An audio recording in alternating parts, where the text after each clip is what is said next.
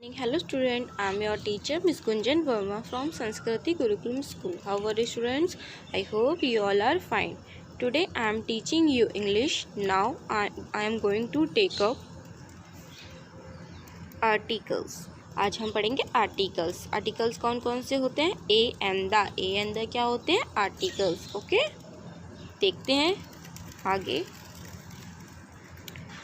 A and the are called articles. A and the क्या कहलाते हैं? आर्टिकल्स कहलाते हैं. A and are called indefinite articles. A and an को क्या कहलाते हैं? Indefinite articles. The is called the definite articles. जो द होता है वो क्या है? डेफिनेट आर्टिकल्स है. जो ए और एन है वो क्या है? Indefinite articles. चलिए अब देखते हैं यूज़. ए का यूज़ कहाँ होता है, एन का कहाँ होता है, द का कहाँ होता है. अब इसके बारे में पढ़ते हैं. ओके, फर्स्टली दिया है use of A. A is used before the word starting with the sound of consonant. मैंने बोला साउंड ऑफ कॉन्सोनेंट, ना कि कॉन्सोनेंट. कॉन्सोनेंट क्या होते हैं? व्यंजन. हिंदी में हमने आ ई क ख ग पढ़ा है ना, तो जो आ ई होते हैं वो स्वर होते हैं, और ख ख ग का से जो शुरू होते हैं वो क्या होते हैं? व्यंजन होते हैं. ठीक है, तो इसमें क्या लिखा है? ए उन वर्ड्स के आगे लगेगा जिनको पढ़ने में उनका क्या साउंड आए? कॉन्सोनेंट. उनका साउंड क्या है? व्यंजन. उनका साउंड कैसा है? व्यंजन. वो स्टार्ट होते हो तो उनके आगे कौन सा वो आना चाहिए? व्यंजन, ना कि वोवल्स. ओके, तो ए उन वर्ड्स के आगे लगता है जिनका साउंड कैसा आता है? कॉन्सोनेंट. ओके, जैसे कैट. कैट में का आ रहा है. कैट क क्या है? व्यंजन, तो आ कैट. डक. डक में क्या आ रहा है? ड, तो आ डक. काइट. इसमें भी क्या आ रहा है? का, तो आ काइट. शर्ट. इसमें क्या आ रहा है? श, तो आ शर्ट. काउ. इसमें क्या आ रहा है? का, तो इसमें भी क्या आएगा? ए. लॉक. इसमें क्या आ रहा है? ला, तो ए. बुक. बा, तो ए बुक.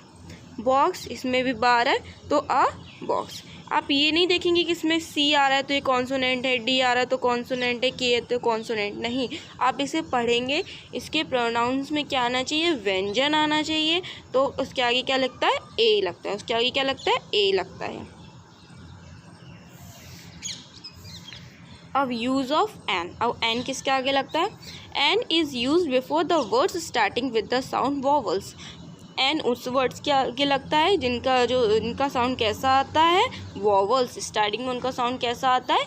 वॉवल्स आता है. वॉवल्स कौन से? स्वर वाला साउंड आता है उनका. ठीक है, जैसे मैंने पढ़ा तो उनके स्टार्टिंग में कौन सा साउंड आना चाहिए? स्वर का साउंड आना चाहिए. जैसे ए को यूज़ करने के लिए स्टार्टिंग में कौन सा साउंड आना चाहिए? व्यंजन का आना चाहिए. वैसे ही एन को यूज़ करने के लिए वर्ड्स के स्टार्टिंग में कौन सा साउंड आना चाहिए? वॉवल्स का आना चाहिए, स्वर का आना चाहिए. ओके, जैसे कि आंट. आ रहा है ना, आ का साउंड आ रहा है. आ क्या है? स्वर है, तो एन आंट. एप्पल. एप्पल ए का आ रहा है, तो एन एप्पल. ईयर. ई का आया, तो एन ईयर. आई का आया, तो एन आई. इंक. ई का आया ना, तो एन इंक. ऑरेंज. ओ का साउंड आया, तो एन ऑरेंज. ऑक्स. ओ का साउंड आया, तो एन ऑक्स. आउल. अ का साउंड आया, तो एन आउल. तो आपने देखा जब हमने ए के एग्जाम्पल पढ़े तो सबका साउंड कहाँ कैसा आ रहा था? व्यंजन आ रहा था. जब हम एन का एग्जाम्पल पढ़ रहे हैं तो सबके वर्ड्स के साउंड कैसे आ रहे हैं? स्टार्टिंग में स्वर के आ रहे हैं. Okay, no more. All the words beginning with consonant do not always begin with consonant sound. In the same way, all the words beginning with the vowels may not begin with vowel sound. So first note the sound at the beginning of a word and then use a or n. क्या कहा है कि जैसे मैंने आपको बताया कि word start है KIT, काइट. काइट कैसे स्टार्ट है? के से स्टार्ट है, तो आप बोले कॉन्सोनेंट है इसमें, तो ए लगा दो. हाँ, नहीं, हमें ऐसे नहीं करना, हमें उसे पढ़ के देखना है. ऐसे काइट, काय का साउंड आया, व्यंजन का आया, किसका? का, तो ए आएगा. ठीक है, ऐसे मैंने लिख दिया HOUR. HOUR ये क्या है? इसे क्या पढ़ेंगे आप? HOUR. इसे पढ़ा जाता आवर. क्या पढ़ा जाता? आवर. तो आ का साउंड आ रहा है ना, स्टार्ट कैसे है? एच से. स्टार्ट कैसे है, एच से, और साउंड का एक आ रहा है आ का, तो इसके आगे क्या लगेगा, एन, क्योंकि इसका साउंड कैसा आ रहा है, स्वर, इसका साउंड कैसा आ रहा है, स्वर, आवर, आ का साउंड आ रहा है तो स्वर, इसका साउंड कैसा आ रहा है, स्वर का, ठीक है। तो उसके आगे क्या लगाया जाएगा, एन। तो हमें हमेशा वर्ड को पहले पढ़ना चाहिए, उसका साउंड देखना चाहिए कैसा आ रहा है, स्वर या व्यंजन, फिर यूज़ करना चाहिए ए और एन को। अब हम देखते हैं use of the. The is use before the unique object of nature such as sun, moon, earth. The किसके आगे यूज़ होता है, यूनिक ऑब्जेक्ट, मतलब एक ही है उस जैसा और दूसरा नहीं है, जैसे सन जैसा कोई और है नहीं, मून और कोई है मून नहीं, अर्थ एक ही अर्थ है और कोई है नहीं, तो यूनिक ऑब्जेक्ट के आगे द लगता है।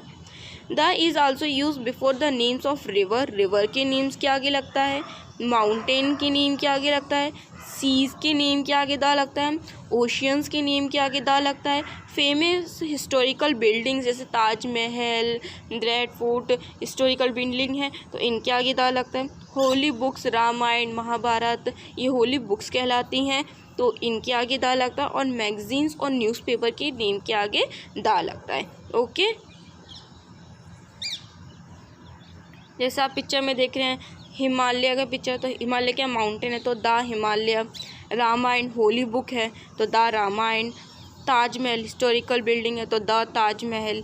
ओके, तो historical building, river, mountain, unique object जैसे सन, मून, अर्थ, इनके आगे द लगता है। ओके, ये था सिर्फ आपको समझाने के लिए था। अब हमें कैसे करना है इसे, यहाँ लिखा है articles a an the, put a an the in the blank. आपको वर्ड दिए गए हैं उनके आगे ब्लैंक दिया गया है, उसके आगे आपको क्या बनना है, ए एन द। फर्स्ट क्या दिया है, डैश। अब ये वर्ड आप ध्यान से पढ़ो, क्या लिखा है, HONEST और MAN ये लिखा है, तो आप इसको क्या पढ़ेंगे, पहले तो आप बताइए कि एच से स्टार्ट है, तो आप ये गलत फहमी मत रहना, एच से स्टार्ट है तो उसमें कॉन्सोनेंट है तो ये ए लगाए नहीं, पहले हम इसे पढ़ेंगे। इसे क्या पढ़ते हैं, इसे पढ़ते हैं ऑनेस्ट। क्या पढ़ते हैं, ऑनेस्ट, HONEST, ऑनेस्ट। तो ओ का साउंड आया तो क्या आएगा इसके आगे, एन, क्योंकि ओ क्या है, स्वर है, और स्वर जिसका साउंड आता है स्टार्टिंग में उसके आगे क्या लगता है, एन। ठीक है, सेकंड पे दिया है डैश गंगा, गंगा क्या है, रिवर, तो क्या आएगा, द गंगा। थर्ड क्या दिया है, डैश सन, सन क्या है, यूनिक ऑब्जेक्ट है नेचर का, तो क्या आएगा, द सन। फोर्थ पे दिया है फ्लावर, फ्लावर का साउंड आया फा का, फा क्या है, व्यंजन, तो अ फ्लावर। फिफ्थ पे दिया है ऑरेंज, ORANGE, ऑरेंज, तो ओ का साउंड आया तो क्या आएगा, एन। सिक्स पे दिया गया एग, EGG, एग, तो काय का साउंड है, ए का, तो क्या आएगा, एन, एग। सेवन पे दिया गया ओशियन, OCEAN, ओशियन, ओशियन के आगे क्या आएगा, द।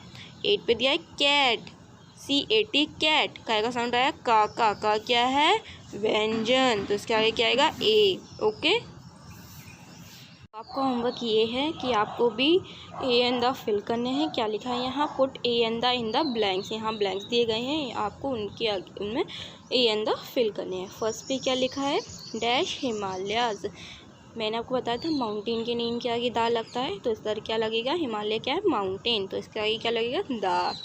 सेकेंड पे दिया गया dash iron man, IRON, iron, MAN, man, तो आ कैसे स्टार्ट है ये वर्ड, आयरन, आ से, तो इसके आगे क्या लगेगा, एन।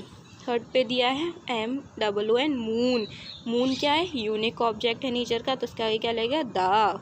फोर्थ पे दिया है बुक, क्या दिया है, BOO के बुक, किससे स्टार्ट है ये, वा से, तो उसके आगे क्या लगेगा, ए।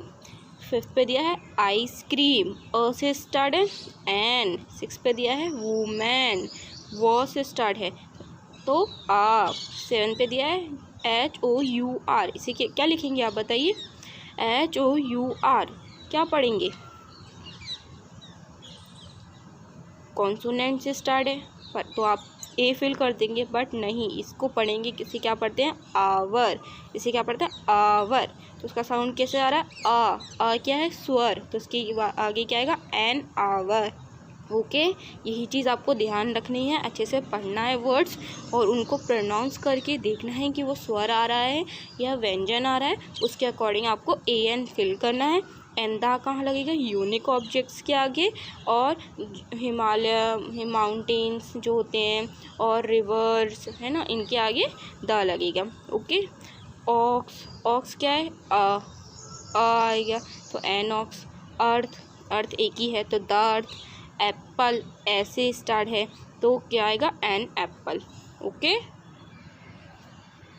आई होप आपको आर्टिकल समझ में आए होंगे। ए का यूज़ किया जाता है जो वर्ड्स की स्टार्टिंग में कॉन्सोनेंट साउंड आए तो ए का यूज़ करना है।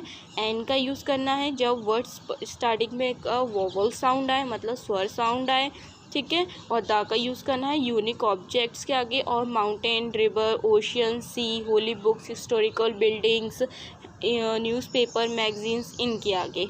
ओके, आई होप आपको अच्छे से समझ में आया होगा। आपको ये थोड़ा कन्फ्यूज़न तो आप वीडियो को दोबारा देखिए, आपको और अच्छे से समझ में आएगा। पेरेंट्स आपकी रिस्पॉन्सिबिलिटी है, स्टूडेंट्स का होमवर्क में हेल्प करें, उन्हें कुछ कन्फ्यूज़न ना हो तो आप उनकी हेल्प करें समझाने में। Okay, thank you, stay home.